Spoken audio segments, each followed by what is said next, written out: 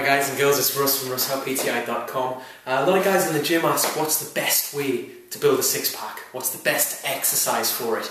I see loads of people who work really hard on their physiques, you know, doing the crunches, the leg raises and all the different kinds of ab exercises that you can do, but it's a shame when they can't shift that last part of belly fat that they want. There seems to be a lot of people in that zone as well, you know, where you work really hard and you can feel them but you can't quite see them. So in today's video we're going to show you, believe it or not, the best exercise for a six-pack is not crunches. A lot of people think they have to do loads of sit-ups or crunches for this. You really don't.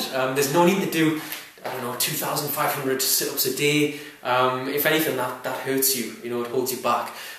What we're going to show you today isn't even weights based or sit-up based, it's actually cardio. So you can put this into your existing workout. Believe it or not, it's only going to take you 4 minutes to do this workout, okay? But you're really going to feel this, alright? I'll tell you that now. The type of training we're going to do today is known as Tabata Interval Training, alright? You can do this on a simple exercise bike, nothing fancy about this. It's quite intense. It's one of those techniques which only seems to be used by sort of pro bodybuilders and athletes. Regular people don't seem to go for this that much. I don't know why, because it really does bring great results. And it's helped a lot of people in my gym as well when they've introduced this. So hopefully today we can help you get somewhere with this, alright? First of all, as I say, we're just going to use a bike, nothing fancy, so jump on an exercise bike. You might want to do 1 or 2 minutes warming up if you haven't already done a session. If you've already done your session, you're doing this at the end, fair enough, you're already ready.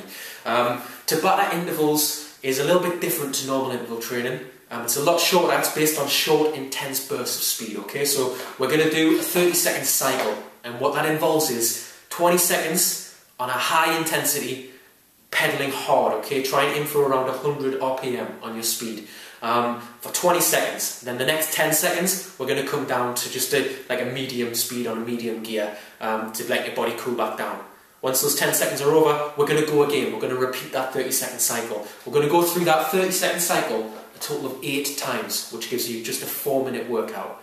One of the common things which happens with this, when people say it's 4 minutes, I mean, it looks easy, you know, and it sounds even easier than it looks. But when you do it, you'll see why it brings such good results. This is absolutely awesome for just shifting that body fat, because your body gets a big shock when you do this kind of training. What I would recommend after doing it, because you're cycling on the bikes at such a hard intensity, it might be worth, when you jump off, try and do a plank as well, a plank exercise which you can just do on the floor.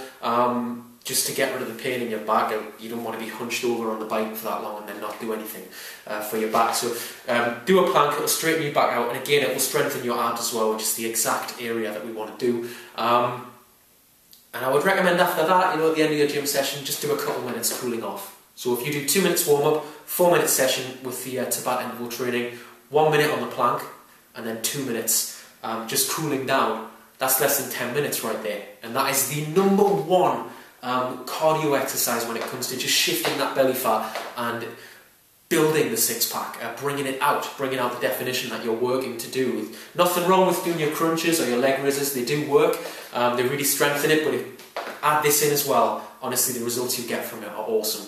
A couple of the questions we get regarding this is, should this be done at the start or at the end? I always say do it at the end, because it is really intense. So do your weights first, so that you can do them with your maximum effort, as always, and then at the end do this, because it should just finish you off, okay? One of the other things as well is, should this be my entire workout? You can make it your entire workout if you want, but I would always say if you're going to do that, it's always good to get at least 20 minutes exercise in.